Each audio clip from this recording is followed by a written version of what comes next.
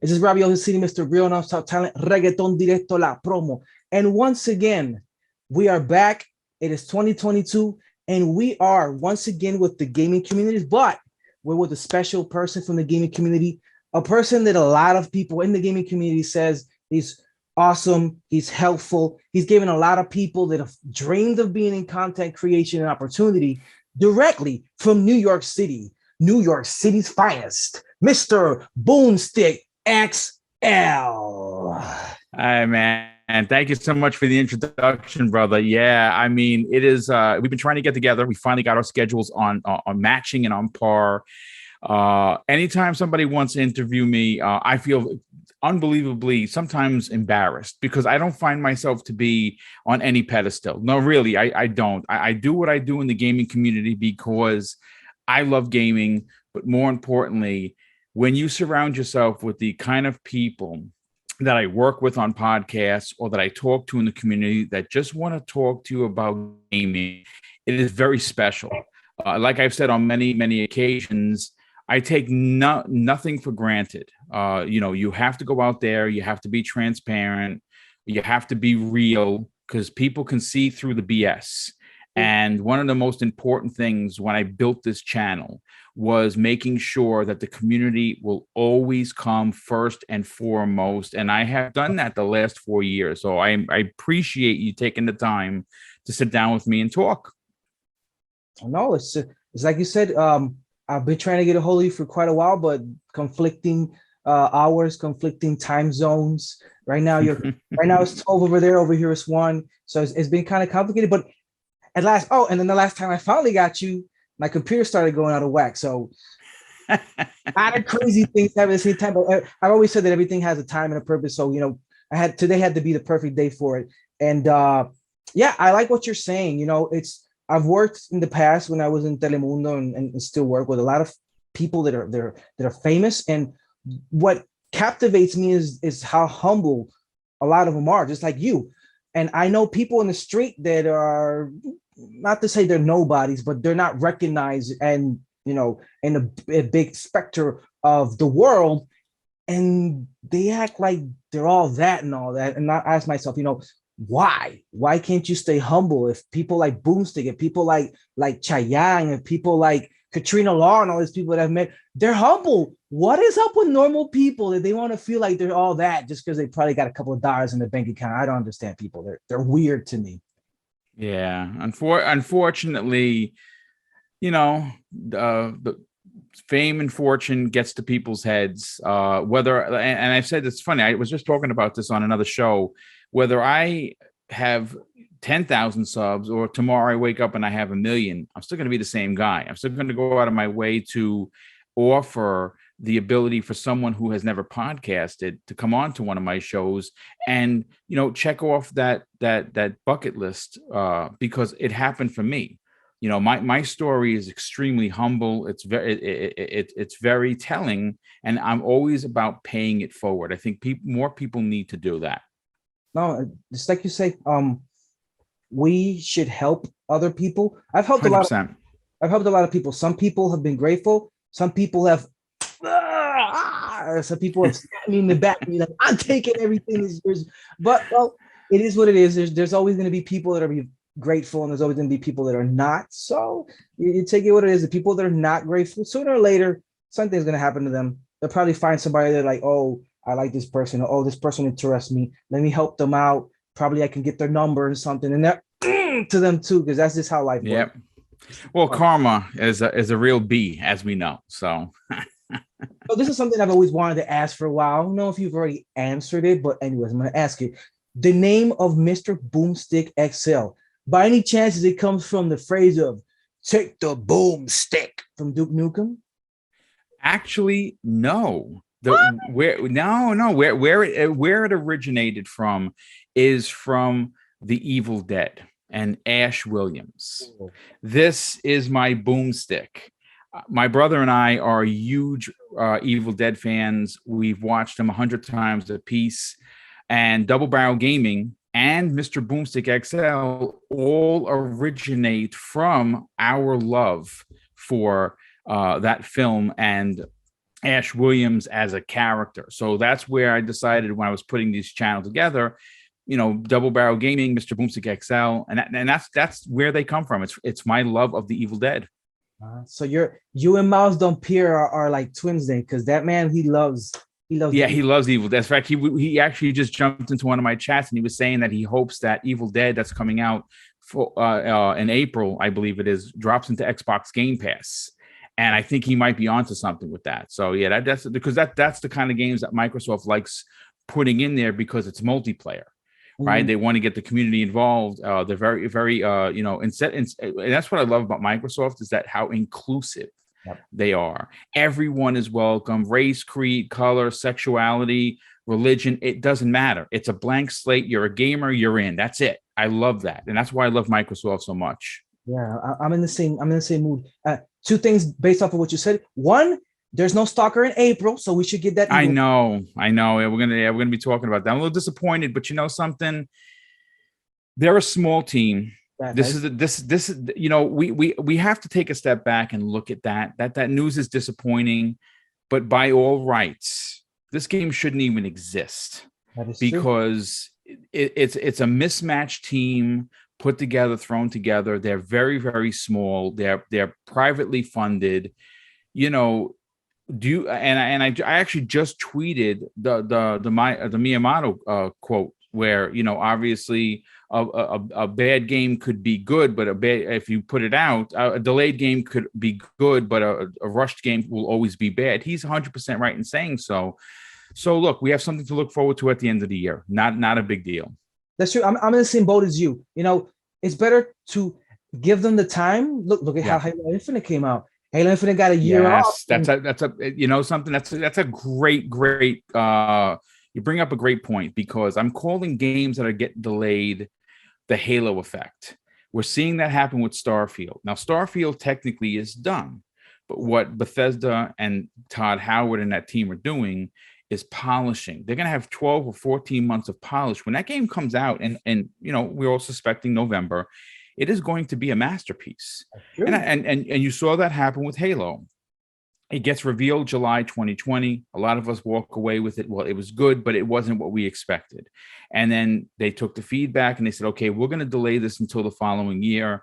And look what happened. The multiplayer is a masterpiece and the single player is just godlike. So, the delays are okay. That's true. And it's just like Miyamoto. We all know that Ocarina of Time was delayed a couple of times, but when that game finally dropped, you were legend.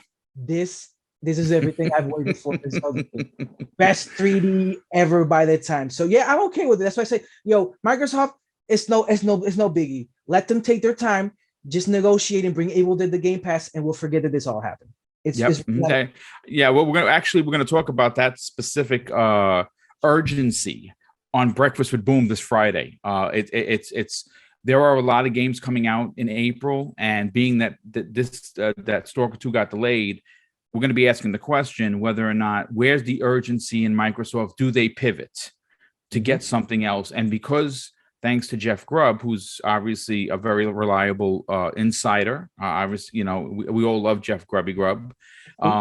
He said, and I quote, Microsoft has put billions with an S aside specifically for deals to get games into Xbox Game Pass. And this is one of those instances where they may have to make a pivot and say, okay, we don't have this. We're going to get that in December. Now we're going to move to this to replace it. And I think we will be pleasantly surprised of what they add. Oh, no doubt. And the interesting thing about that is now it'll be a surprise because now we expected something in April and now we're going to be like this. And you're like, whoa, that's not what I expected. So, it's not bad. I'm cool with it anyways.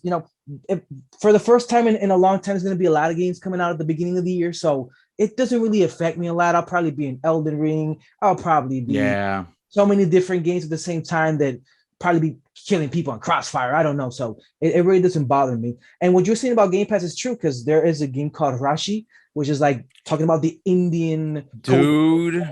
So I reviewed that game. It is an absolute masterpiece. That's true. I tell everyone, please take the time to play this game, but just don't play it as a game. Mhm. Stop and look at the world. That's The true. color palette is gorgeous. It is breathtaking especially when you're looking and you stop and you press the X button and it pans back and it tells you the story. It is.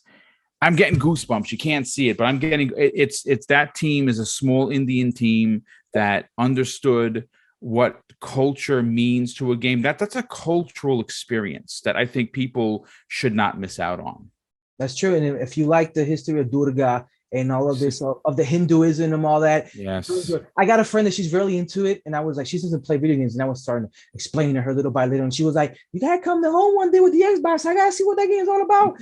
So yeah, and that's the good thing about Game Pass. It gives these small teams that want to tell stories about. Yeah, he always appears when we're with good people. I know. Yeah, he always appears. That's great. I love it. It gives Game Pass. Game Pass gives the world. It gives the creators the opportunity to present stuff that people would not, normally put $20 or $30 on. Yep. Like test it out, find out about culture. So Game Pass. Some people, which I'm not going to mention because we all know there's a lot of haters. They like to reciprocate what Game Pass does, but we all know that Game Pass actually gives these people an opportunity. Like that Indian team, if they decide to do a continuation to Raji, there's gonna be people like you or like me or people that follow the Indian culture that'll be like, "Yo, the first one was good. Let me invest in the second one." So I really don't see nothing bad with it, and I totally enjoy it. Game Pass has done a lot for video games and all that. And I really do not. You know what the really funny thing is that I just remembered? We're doing this on Phil Spencer's birthday. This is insane. Yeah. Good old happy birthday, Phil. That's right. Happy birthday. Like our good friends would say, Phil, Maximus Dominus Aurelius Spencer, thank you very much for everything you have done. Mm-hmm. So, Mr. Boomstick, at what age in your life did your love for video games start? Was it with the Atari? Was it with arcades? When did your love for video games start? 1978. My father, who was a blue collar dude, we didn't have a lot of money growing up, but always food on the table, always, clothes on our back, single income for the household. Mom stayed home with us, made sure that, we did our chores and, she took care of the home and that we were okay. And school was important for us growing up. So dad did all the working. He brought home the money. He just out of the blue one day came home with an Atari 2600. He came home with because I came with Combat back in the days. That was remember when consoles used to have a pack-in. Yeah, his old day. He brought home Missile Command, which he was actually a fan of from the arcade. Cool. And he brought home Pac-Man. And from 1978 forward, I have never stopped. Like I didn't get turned 14. I was like, oh, it's about girls and forget video games. I have always found a way to manage my life and still have video games involved. And I'm going to be turning 52 this year. So I've never gotten out of video games. It has been an incredible love and passion.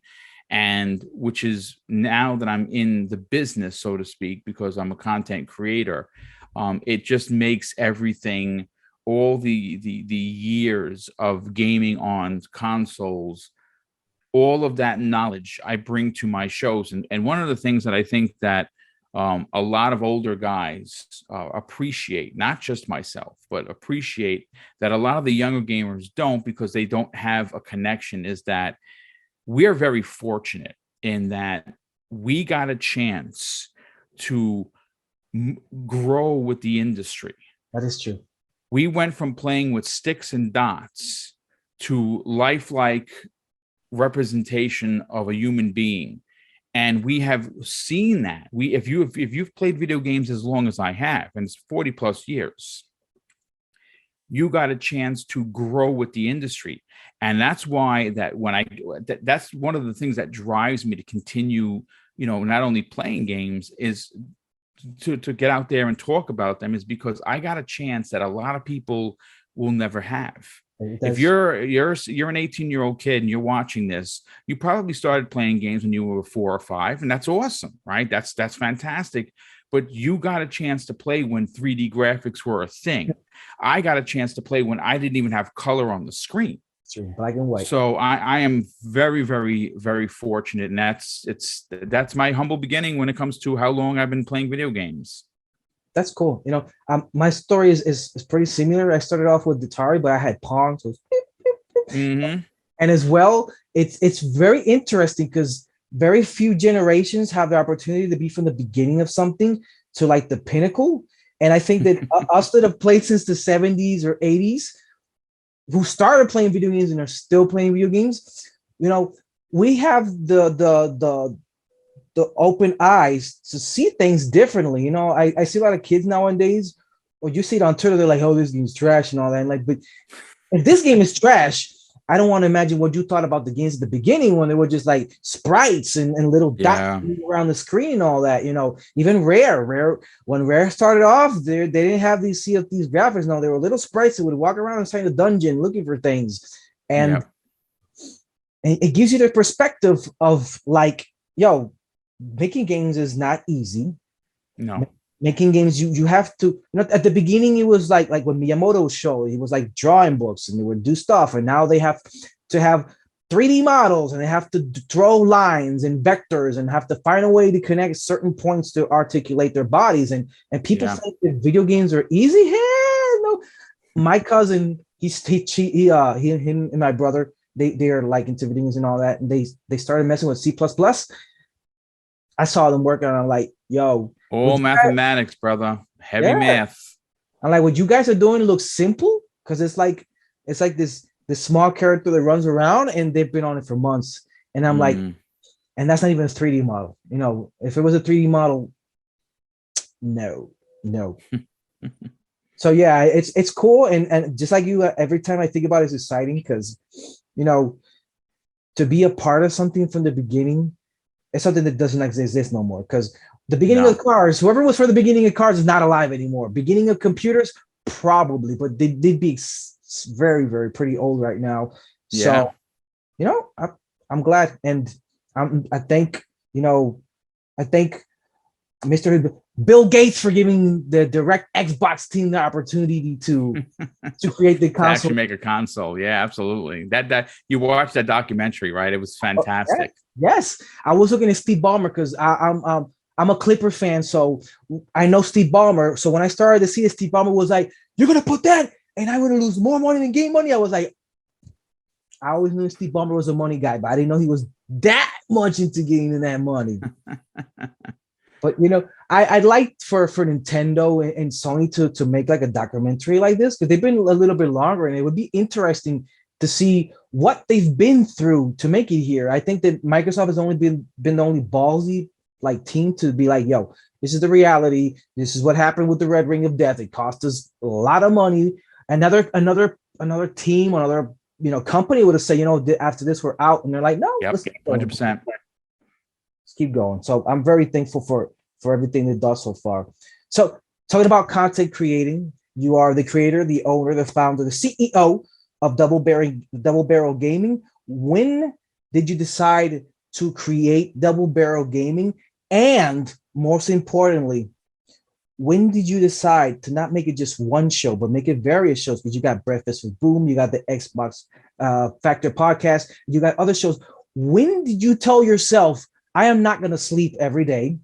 I am going to do various shows, because it's hard doing just one show, doing various programs with distinct people, because you don't do like the same programs with everybody. When did you decide to automatically put suicidal on your sleeping times on your own? Well, look, Double Barrel Gaming started from what basically happened, and where I always wanted to get into video game journalism. I really did. I enjoy writing.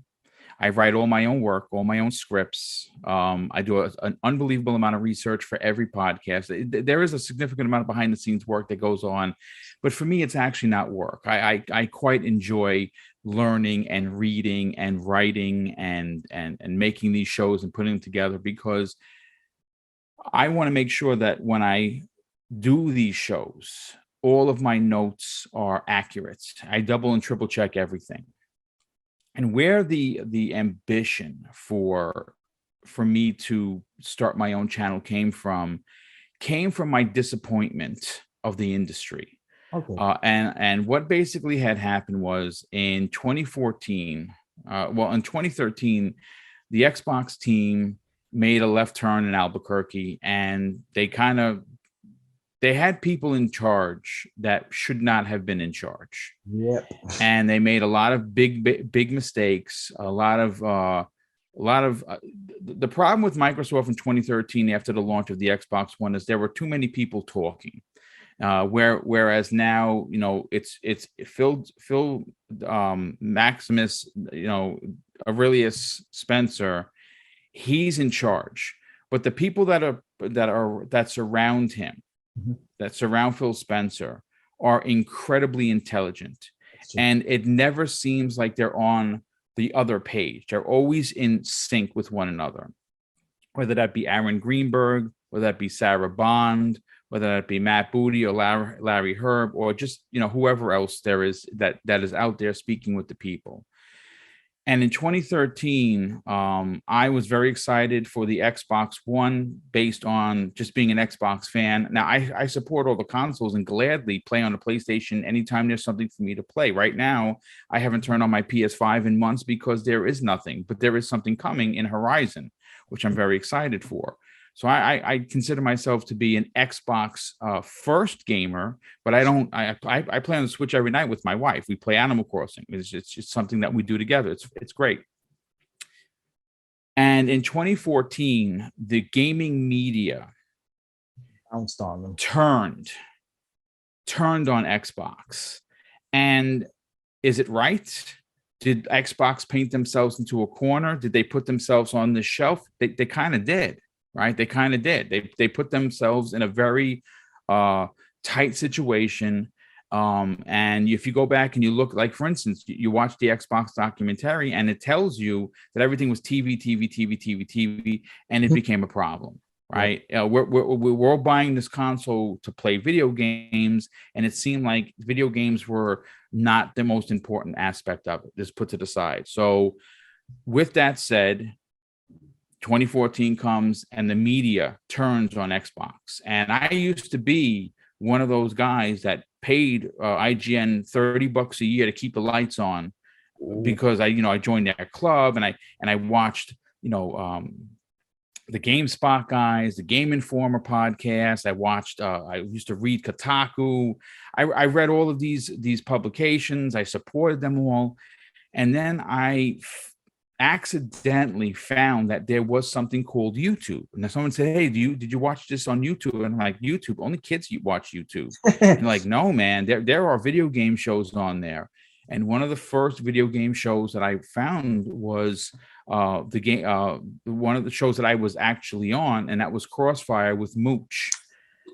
He's the one that gave me my big break into the industry. So I started watching podcasts, and I found Giant Bomb. I found them. Game Informer was doing a podcast, and I love Game Informer. I thought they're great. And after years of watching it, I said, my brother Neo Mental has always pushed me. He's been telling me for years, you should get into gaming, do a podcast, do a blog, do something, because you have so much knowledge and you're so passionate about it. You people will like what you're putting down. So I'm like, yeah, it seems like it's over my head. I don't know, because I remember my former employment was I was law enforcement. I didn't know about computers or graphics or thumbnails or cutting down video and adding soundtracks. I didn't know any of that. That what I do now is all completely self-taught. And in 2016, I started to get the bug, being on Crossfire for a couple of years. And I realized that, wait, I can actually make my own channel.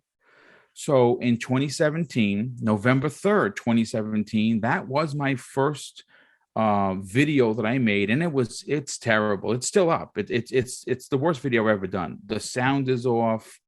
I didn't know how to make a thumbnail. I had gameplay playing in the background. That was a Wolfenstein. So it's a Wolfenstein thumbnail. It was terrible. But I leave it there So I always know where I started from and where I've gotten to now. Um, and it all started with, like most YouTubers, you start making videos about games, right? You talk about a game, you talk about a topic, you throw it up there, you get 2 likes and you're excited, right? And, again, after being on Crossfire for a little bit, I said, well, I think I could run my own show. And Breakfast with Boom was the first show. That was a Friday morning show at 10 a.m. It's never changed. It's always been on Friday. It's always been at 10 a.m. And people always ask, well, like, where do you get these names from? Primetime Gaming, the Xbox Factor podcast, in some of the most unique scenarios. Breakfast with Boom came to me when I was online at Stop and Shop doing a grocery shopping. Whoa. Just out of nowhere, I said, it just popped in my head. Primetime Gaming came to me when I was folding wash downstairs. It's the craziest thing. Like, and the weirdest places you come up with the ideas.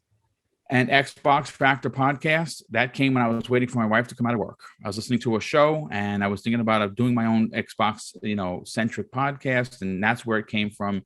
And I jot everything down. If I talk into my phone, leave myself a message. I'm always writing. And the production goes behind these. Anyone that has been on any of my shows, my show notes, they used to be ridiculous. We're talking, 12 and 1,400 words per show. And I was doing 3-4 shows a week. Insane. And then Cognito, good friend of mine, brother, he's like a brother to me, was like, hey, listen, Boom, love the work that you're doing, but you're killing yourself, because you should probably just make it bullet point. And I wind up doing that, and actually that's how I've been doing, like with my show notes now. It's just bullet points. For me, I still do a lot of writing because I have a teleprompter that I throw up. Sweet. So I always have it in front of me, dates, times, spelling of names, so I don't get it wrong, because getting things wrong, I don't mind being wrong, and I will admit that publicly. But if you put the work in, and you're passionate about the work that you're doing, you got to do the homework. You got to get in there. It's any information you can find is literally at your fingertips. There's no reason to get it wrong. That's true. And, I'm closing in on 3 million views on the channel, which is unbelievably fantastic. I'm under 650 subs away from 10K, which is another milestone. Hopefully that'll happen in the first quarter of this year. And I love doing it, and I love the pressure of having to deliver. See, that's the one thing, like, people, they see you on the socials and they think that the success just comes in a snap of a finger. It's not easy. In order to build an audience, you must be genuine. You must have the correct information. If you make a mistake, don't be afraid to admit that. Certainly stay out of the drama club that we know Twitter can be, because everyone wants to fight on social media, because there's no ramifications, because you're I call them the keyboard cowards. Yeah. It's so easy to get on there and type something terrible if there's no repercussions other than maybe you getting banned or something. Especially if they don't show their face. Exactly. No, 100%. Especially when you see it's a circle and it's like a J or C. You're like, okay, that guy is just a troll. People, if you see, avatars, and you see people that have bios, they're putting work in behind what they're doing. They're interested, and that's just going out there to be an a-hole. That's true. So the shows that I do produce 3 live shows a week: Mondays, Tuesday afternoons, and Friday mornings. And I just started something new, which I just put up the first 10 episodes, which is Project X Vlog. And it's just me talking to the camera, one subject. There, 15 minutes, 20 minutes. Like, I put out one yesterday, on Monday. I put one out, and it's 20 minutes, and it's just talking about the studios coming to Xbox potentially. And those that I just like, when I'm off, when I take a vacation, I feel edgy. Like I feel like I'm disappointing the fans. Right. And to say that, sometimes I'm embarrassed. Like, you have fans. I mean, like, a couple of years ago, I went to E3, my first E3 ever, E3 2019, and something happened that is like I said, I blushed, because, like I said, I don't consider myself a fucking superstar. I'm just a guy that talks about video games. Right? Big deal. someone heard my voice and came running over and said, I know that voice. You're Mr. BoomStick XL. Now that I blushed, like I might be even blushing now because I'm like, oh my God, I can't believe someone recognized my voice. I'm in California, 3,000 miles from New York. Who the hell's going to know me? And sure enough, they were like, hey, can I get a picture? And I'm like, oh, sure, man, whatever. I mean, that doesn't happen that often.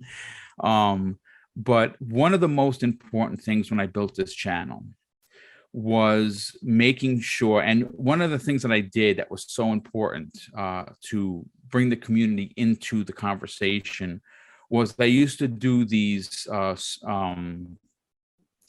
community spotlights. I'd reach out to a community member and say, hey, listen, you got a small channel like mine. I want to try and help you grow. I said, I don't know what I can do because I'm small, but give me your bio. And after I do a video, it'd be like, hey, today we're going to be spotlighting such and such. And I did about 60 or 70 of them. And again, it's a lot of work. It is an extreme amount of work. So then what I decided to do instead of writing about it was, once I had built an audience, let me go out and see who wants to come on the show. Yeah. And I put it out there, and I've introduced a significant amount of people to, and I love it. I mean, the fact that people trust me to introduce them to a community that may not know who they are, that's a big responsibility, and you must take that serious. And that's why we don't curse on our shows. We don't deal in the drama. We don't fight. We don't finger point. It's always just a fun place to come and hang out. And I'm very fortunate that almost every show, there's 300 and 400 people in the live chat. That's absolutely freaking incredible. Like, I can't believe it. And everyone that I've talked to says this is a great place to come and just hang out because there's no drama. And the minute I see it, I ban people. They're banned. Anything with race, anything with religion, anything with sexual orientation. I don't stand for any of that stuff. Everybody, a person is a person is a person. Everyone matters. And I know a lot of people don't think like that, but that is how I think, and that's how I run my shows. So that's where it just led up. First, it was Breakfast with Boom. Then it was the Xbox Factor podcast. Then I said, something, I want to try something at night, primetime gaming. And then I used to actually do 2 Xbox Factor podcasts, which was a little crazy, but there was so much Xbox news, you needed to split it up. And I just started with the X Vlog, and that's how I got to four programs per week. Like they say here in Puerto Rico, usted bravo. That ain't easy to do all that work. When I interview somebody, when I used to be on TV, I used to interview like 3 people a week, and I know all the work because just like you, I want to make sure that everything I say is correct. I don't want to say, did you work on this? And then they're like, no, it's not me. Because you're going to look like a complete and utter. Oh, no, yeah. And especially if you're doing it live, you got to make sure. You want to get it right. People be writing in the chats. They'll be like, his name is not like that. His name is like this. Or what are you doing? It's you're wrong. So yeah, I'm the same. Whenever I'm going to do something, I want to make sure that I'm 99.9% correct. Because there's always that 1%. Because probably, you are you trying to wrap all the spotlight, Mr. Morris? It's not your show today. Not your show today. He always, when I interview the famous people, he always opens up the show, but he wants to take the spotlight today. So I take into consideration that you verify your news, because you're doing, it's like when you work on the TV. When you work on the TV, I never did news per se, but I did go to one of the sets, and these people, they're hours before reading and making sure, and then they're like double noting. They're like, yo, verify the source, make sure this is okay. I want a second source, because if 2 sources say the same thing, then we're good. So you could be in the news if you wanted to in some moment, and you never know. Probably one day you say like, let me retire from this and go work for New York Post or something like that. And everything you have, it does count as curriculum. So you never know, man. Yeah. Because you're basically doing the work of the people that do the work in the news and in the newspaper. And then the newspaper is even more chaotic because it's daily and it's in the morning. So whatever happens in the afternoon, you got to start corroborating it. And then when you roll the newspaper, if something else happened, you got to scrap it and start all over again. So yeah, it's a lot of work. So I admire what you do, because everybody that I see, they have one show. You got Miles on Saturdays. You got Lords of Gamings on Yeah. Sundays. You got Colt on Mondays. You got Dealer on Tuesdays. But no, you're like, I'm the boomstick. I'm gonna do what nobody does because they are not that crazy. So yeah, it's very cool to see that because it's not easy. And what you're saying about showing the spotlight of the community, it's true. Thanks to your show, I started to follow King David, which when King David was on your show, I was like, this guy's something else. And he is a comedian, man. He should be doing stand up somewhere. I know, and like New York City's got so many clubs that do comedy. If he would go there and he'd do a show called Mock the TCL Ponies, he'd have a lot of people there laughing, or a lot of people would be like, he's making fun of my console. How that hit? So yeah, from your show, I started to follow them, and then from there I started to branch out, and it's been very cool. And not only you got Xbox guys, but you also got you got a Sony guy, which I follow as well, which I love the work he does because You know what, BitCloud? exactly. Yeah, Exactly. BitCloud is another. Someone. I don't know if you follow him or not. You probably should. Mr. Badbit. Mr. Babbitt. Joe is just what a great human being. I mean, he has him and BitCloud have two of the best PlayStation shows on. I mean, obviously if you follow BitCloud, he's working exclusively with IGN. There's a reason why that kid is working with them. He's a good dude. He's genuine. He's as real as they come, and both him and Joe have some amazing things happening in the background. I could not be more happy to have worked with them and shown them to the world, because they were also very, very small when they came on and they exploded on the scene. That's not anything that I did. It's their talent. I simply just open the door and give them a platform, and then they run rampant. And that's again, for me, the most important thing. Even when people say, "Oh, Boom, if it wasn't for you," hold on a sec. I didn't do anything. It's you're the personality. That's on you. You're the talent. I simply just let you come on the show, and you just ran with it. So I never take any credit for that, and I don't feel that I should, simply because, again, Mooch did something for me many, many years ago that he didn't have to do. I reached out to him through DM on Twitter. I said, "Hey, I've always wanted to get on a podcast. It's like one of the big bucket list check marks that I want to get off. Do you have community members come on?" And he said, "Yeah, we're looking to do that. Let's set something up." And it turned in from one show. He invited me back. And then after the third one, he got such good feedback from the people. He was like, "Hey, listen, the people really like the way you present yourself. Do you want to be a panel member?" And I was like, "Oh my God, this is crazy. I'm on a video game podcast permanently." And after being on there for about 3 years, I started to want to do my own thing. And, obviously Friday nights, my wife has been super supportive. Mrs. Boomstick, Boricua, as if you don't know. I had no idea. Yes. Yeah, she's full. She grew up in the South Bronx, Puerto Rican through and through. She's been ultra supportive. She is 50% of the channel. She does a lot of behind the scenes work that people don't. Will she eventually be on camera? Maybe one day, but she does all behind the scenes stuff. And I was obviously Crossfire Friday nights, and I did it for 3 years. And I kind of wanted to, she never said anything. She always was like, "Yeah, just go in the room, go do your thing." But eventually I wanted to give her back Friday nights, because we used to go out, go to dinner, watch a movie, stay home, lounge out. So I said, I took my leave of Crossfire, but, I wish Mooch and those guys all the best of luck. And he's doing fantastic as well. But that opening of the door for me was something that I said, "Well, you see, this was done for me, and now people know who I am. I owe it to the universe to do that as much as I can." And that's why it's paramount to show new people and to get new people out there, even if they don't have any podcasting experience. You don't start out with all the knowledge. You learn. That's how it works.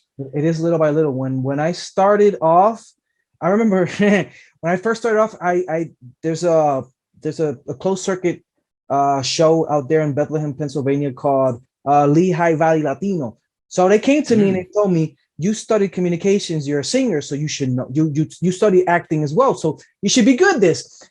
I got in front of the camera and I screwed up. I screwed up like a lot of times, but the guy in front and behind the camera was telling me, breathe, be natural, don't force it, be yourself. And as soon as I started to understand that, he was like, and now I gotta tell you to shut up because you don't quit talking. I'm like, shh. I gotta say, cállate. Smack you, you talking too much. So it's like you say, nobody is born knowing. You always have to have, like you said, you got the platform because of your platform. I saw Trophy Room, which is what you were talking about a little while ago, which is the best. It is the best PlayStation podcast for the simple notion that these two guys, they are gamers. They're not fanboys.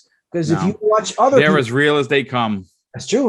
And that's why every time I have an opportunity, because life is complicated to have, like I do this, I do that, I watch this, I try to play video games. So every time I have opportunity to watch it, I watch it, and I'm like, I love what they're doing because a lot of other Sony oriented podcasts, only thing they do is say Game Pass is a cancer, Xbox is bad. We pay our developers, we support our developers by paying games. So I'm glad that they are not like that. And I remember that they did an end of the year contest, and they had put what is the best game that is not PlayStation. I'm like, you have to be ballsy to do something like that. I remember that, if I'm not incorrect, I think Halo won it, and I was like, yes, that's how you do things. You know, you if no matter what you support Xbox. I support Xbox too, but just like you, I got my Switch there, I got my PlayStation 5 there. Gamers game, but it's like everything. Every person has a favorite thing in particular. It's like you like comic books. I'm a DC guy. You're a Marvel guy. That doesn't mean we got to fight each other just because, Batman's better than Iron Man. No, but Iron Man has this. You know, it's ridiculous. We have to enjoy stuff because you would have been born in the 50s or 40s or 30s. None of this stuff existed. There were no video games. There were no comic We're books. very lucky, to say the least. Exactly. We're lucky to live in an era where there is things to entertain ourselves. If we would be born in the Egyptian times, we'd be working on pyramids, no fun. Life would be complicated. It's like you were born, you work, you die. And here is like pretty much that was life. Yeah. Game, you study, you game, you read, you play, you watch TV, you watch movies. You know, we have to enjoy the era that we're living in because before us, you know, my grandpa always told me, you know, I used to play with these little balls. We used to throw it fall inside a hole, and then we would flip quarters and land on other quarters, and it was like, it was interesting, you know, it was nice. I was, like I said, I wish a lot of kids from this era would have been in that era when you had to learn to appreciate life in another way. But they make your own fun when we were growing up. That's true. And no, a lot of kids always stuck on their phones. Mama's talking to them. Hey, what are you doing? I'll talk to you later, Mom. So, you know, it comes with its good and it comes with its bad. But yeah, talking about that. Now that I got you here and everybody's watching, when is the Assassini gonna be on the Boomsticks Double Barrel Gaming? I put you on the spot. Listen, brother, you let me know when you want to come on, brother, and we'll get you on. There's no waiting list. We'll get you on the snap of a finger. You tell me what time slot and what show works best for you. You want the Xbox Factor podcast? We'll get you next week. We'll have you on, and we'll just have some fun with it. All right, then. All of you hear it. Depending on when you're watching this, you probably see it in the past, future, past tense, past present, Back to the Future. But whenever you saw it, you didn't jump to Double Barrel Gaming. So, because probably you're watching this right now, we already did the show. So you heard it. Next week. Next week is the third week of January. Let me see. I tell you right now. Let me go to my calendar. We are. Well, I'm in February. Yeah. See, I'm always working ahead. Yeah. So we'll get you on the Tuesday show, which would be the 18th, January 18th, brother. There we go. Everybody heard it right here. So, Boomstick, this is a question that I'd like to know. You are part of the New York City Finest. Where were you working the day the 9/11 happened? Yeah, that's a day in infamy. I'll never forget it. 9/11 was just a regular day, right? And I was assigned to, I was a youth officer in the NYPD at that particular time. I was assigned to Christopher Columbus High School as a youth officer. But that particular day, they were short. I don't know why they were short. I was in what we call a sector. And that's so, each precinct has a certain amount of sectors, and you have a certain sector that you stay in and you answer all the calls, in that one sector.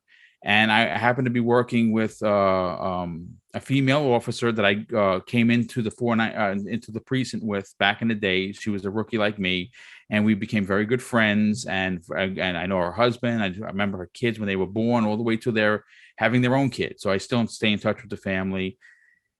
And we're just driving around like it's a normal, September day. And for the NYPD, there are certain situations where they have certain levels that come over. You hear like a level 1 mobilization, right? And that's standard. That happens. I'm not say it happens every day, but it's when you hear that come over the radio, you're just like, okay, it's not us, it's another precinct or whatever. When you hear a level 2, well, now you're a little bit more, you're like, whoa, level 2, like what's going on? Was there like a big shooting? Was there a big fire? Was there a big car crash where they got to have, highways and streets closed down? And then we heard a level 3. Level 3 mobilization is that's big. That's a big deal. And at that point in my career, I think I had, let's see, that was 2000. I came out. I only had just under 7 years on at that time. I was relatively new to the force, and you're young in your career, so there's you haven't seen it all yet. You know what I'm saying?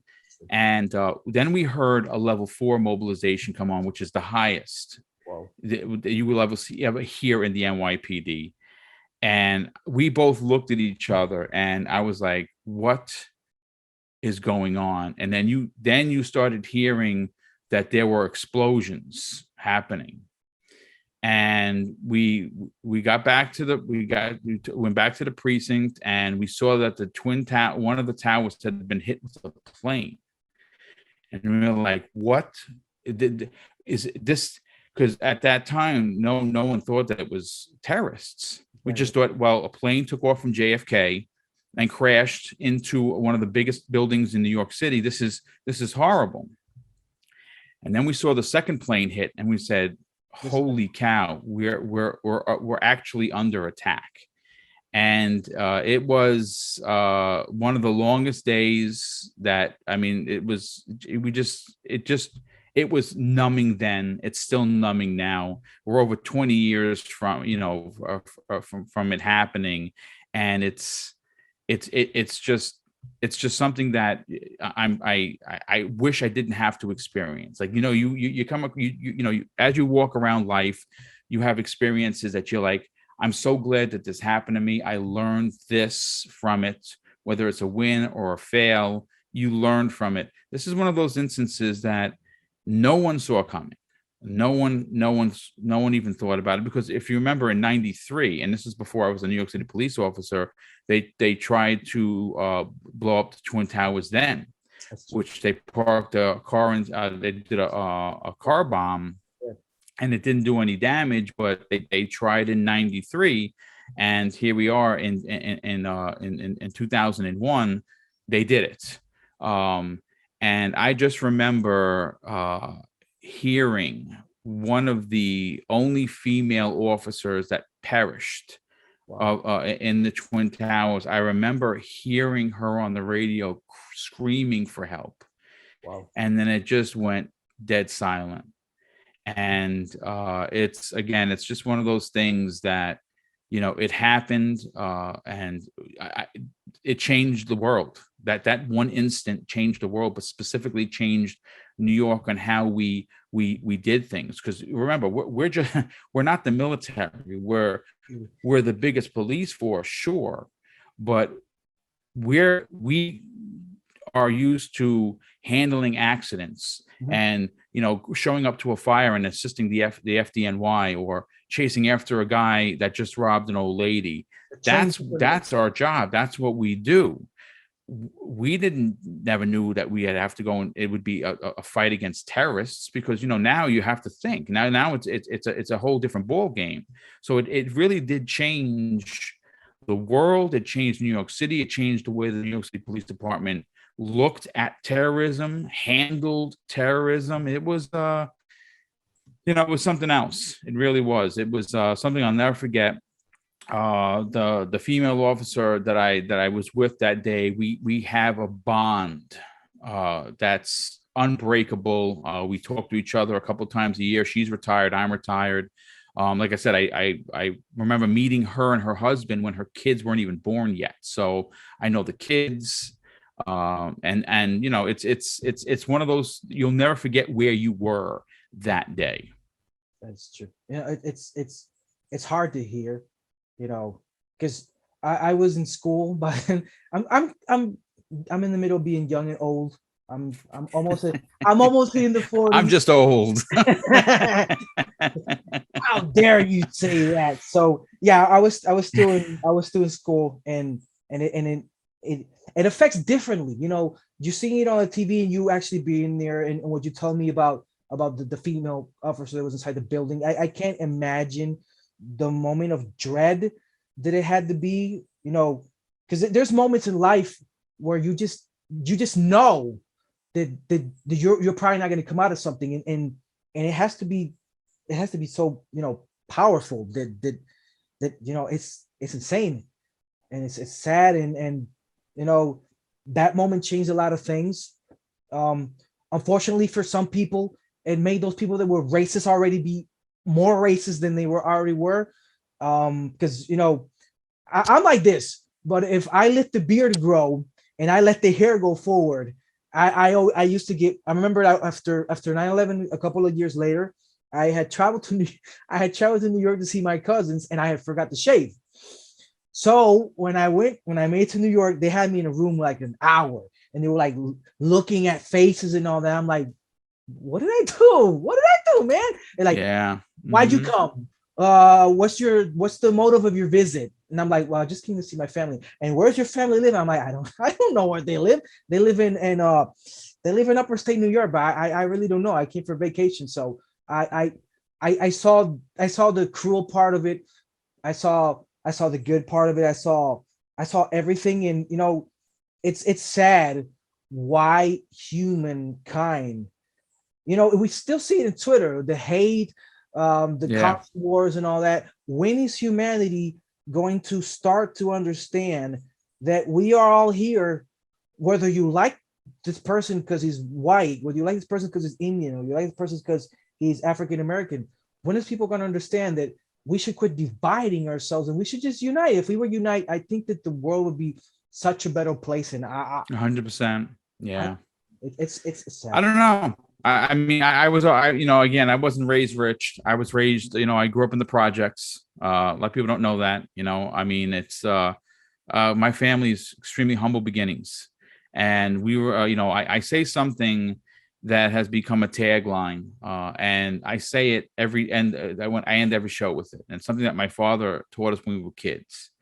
And my father was a blue collar dude, didn't finish high school. But I could tell you this, he was the smartest guy in the room 10 out of 10 times. And he used to tell us, he says, Craig, treat others how you want to be treated, and it doesn't cost anything to be nice. And I took those teachings into the NYPD. And it the way that my family raised me made me be the greatest police officer that I could be. I mean, when I had a beat and I was walking around, they used to call me Officer Friendly because I stopped and I talked to everyone, and it didn't matter. And I think what has been lost in the world today is people are looked at differently, when at the end of the day, we are all human beings. Whether you come from money, whether you come from being poor, whether you are openly gay or straight or Catholic, or you study Buddhism, it doesn't matter. It never should have mattered, because we are all people. We are all one people, regardless of skin color and anything else. And I think that's been lost on a lot of people. And that's and for me, that's very sad, which is, again, it's one of the biggest things for me personally on how I conduct myself, both in public and privately. What you see is what you get. How I'm talking to you now is how I was as a cop in uniform. It didn't matter. Everyone was treated with respect. Everyone mattered. It didn't matter whether you were on, we were walking through the projects where I grew up, or we were hanging out where homes are $1.5 million. It didn't matter. Everyone's supposed to matter. I think that particular point has been lost on people, and we need to get back to it. We need to get back to being just good people to one another. And I think that we will eventually one day, but it's a shame that the world has turned into what it is. And what I think is even more disappointing is with COVID that we're dealing with. And now it's been 2 years and there's been so many deaths. That's true. COVID is not racist. It has killed everyone in its path. Kids, old people, young people, middle-aged people, men, female, it doesn't matter. And you would think that kind of horrific death would make us sit back on our chair and say, you know what? Today I'm going to be a better human being because damn. And we haven't seen it. Now we've seen some of it. We've seen some, some stories that come up on the news that make you cry. That you're like, wow. There are good people out there, but listen, what can I say? Like I said, it starts with one person. If you can push the good out, and 10 other people can push the good out, then 10 more people might push the good out. And if we all work together to get rid of the bad, I think we're onto something. That's true. It's like the great teachers, Jesus, Gandhi, Hare Krishna. All of them. Everything that they showed was love. They didn't show nothing but love each other. There are certain rules. The rules are here for people to intertwine peacefully. They never showed war. They never showed nothing. I'm like, if these great teachers that each religion, puts on a pedestal, teach the same thing, why can't we teach the same thing? Exactly. I don't know. Humanity is insane and crazy. So when people go to you, because every time I read in Twitter and everything, everybody speaks about you, they always say the same thing. It's like when I had wrote last year that I was going to have you in the show, I remember 2 people wrote tweeted and said, yes, Boomstick. Another guy said, Boomstick, well deserved. How does it feel to you when you read this stuff and you hear from your peers and from other people like the Lords of Gaming, which you were on there this past Sunday, when they say to you that you are the most humble and the most influential person in content creating, how does that make you feel? Honestly, the first thing is embarrassed because, when my wife and I, we're givers. We go out of our way to give as much as we can. We do a lot of donating behind the scenes. And we don't talk about that because it's not for anything but to be good people, right? So that's what we do. I always say, if you say the good that you do, it doesn't mean nothing then. Right. So we do a lot of the stuff behind the scenes that we don't talk about because we love to give. We love to see people excited to get something that I know that they want, right? So that's something that we enjoy doing. When you hear from your peers that you are doing this good work, I don't think of it as doing anything more than me just talking on a microphone, me just being, some people need to speak to, so, like my DMs are open for everybody. I've had people write to me that are going through it, that just needed an ear. That's true. You know what I'm saying? That just needed someone that might take the 5 minutes out of their time to hear the hurt that they're going through and to respond. And I've done that countless times. I'm telling you now because we're having a conversation about it. But for the most part, I would never tell anybody that because that's personal. It's true. I think it's incredibly important. So when I hear, when I see people write these incredible messages of love for me, it's embarrassing because I don't consider myself to be anything but just a guy, just like them. I'm just a regular community member, and other people don't think that. And I am incredibly grateful to have been allotted this trust. It is a great deal of responsibility, which is why you always must conduct yourself in a proper manner. I don't get in the middle of these pissing matches that you see on social media. I won't do it. When I see it, I mute and block because I just don't want to be a part of it. There's enough hate in the world. I'm not going to add to it. But it is extremely humbling when you hear someone else when you hear like Cognito say something nice about me or King, or it is extremely nice, and it just makes you feel good inside that the work that you're doing does not go unnoticed and people appreciate that, which is why I work as hard as I do, because people use social media or podcasts when they're going through some tough stuff where they just want to forget the world exists. Sometimes you just want to unplug from the world and sitting in front of your TV, playing your favorite game, listening to your favorite podcaster. That's therapy. That's therapy for a lot of people. And the fact that I've been blessed enough to do that, man, that's a freaking awesome feeling. And it's one that I do not take lightly at all. That's nice. That's awesome. Because if it would be other people, like I said at the beginning, there's other people that have a little less than what you have done, and they're like, oh, I'm the man, and I'm just like this, and you're like, no, keep it humble. If you keep it humble, more better things will come your way. 100%. Yeah, absolutely. So basically what we're just saying is, when you hear this thing, your face gets like Charlie Brown already. A little bit, yeah, I absolutely do. I've always been like a blusher. It's just like, because I don't expect anything, and it's not because I don't think I deserve it. See, that's the difference. I know that if I put the work in, I'll get to 10,000 subs, but that's not because people gave it to me. It's because I did the work to get there. So that's why I appreciate it even more. But when you hear nice comments like that, it's I don't expect that kind of stuff. And it is pretty amazing when you do.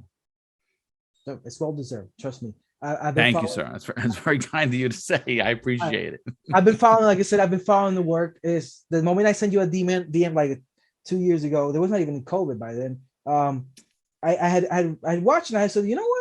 I feel, I got this thing like I feel like this is something that should be said in this moment, and that's why I told you, hey, I know what you're doing. I used to work at Telemundo, so from one person that does this to another, I like what you're doing. So everything that you've been told and everything you've been said throughout the time has been well deserved, and I'm glad to have had you here to thank you, sir, to let you know that it doesn't matter if you got those 10,000, if you get those 1 billion, or if you get that Microsoft money, or if you get the Sony money, like everybody says. What matters is that what you're doing, it means something.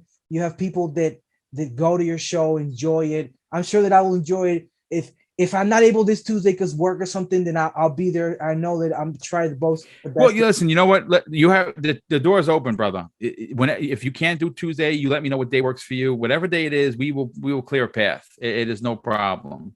All right, cool. See, that's something that somebody else would tell me. I told you Monday. You can't do it Monday. You gotta wait 3 more years. No. I mean, listen. It's important for me to help others.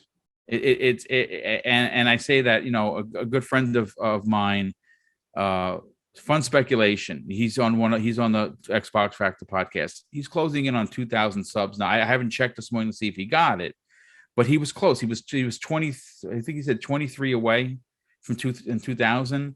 So of course I'm promoting his stuff. Yeah. Am I worried that I'm going to lose subs? That's the most I've actually heard that. Again, I think we need to, as a content creation community, lift each other up. Obviously. Now that's the way I do it. And I don't expect anyone else to follow suit. It's what I'm always going to do. If you choose not to do that, I don't hate you. Listen, go do your thing. Go be you. But I'm always going to make room to try and to lift others up. And if someone is seen before me, then I did my job. Then I did what I was supposed to do. I'm not worried about being seen.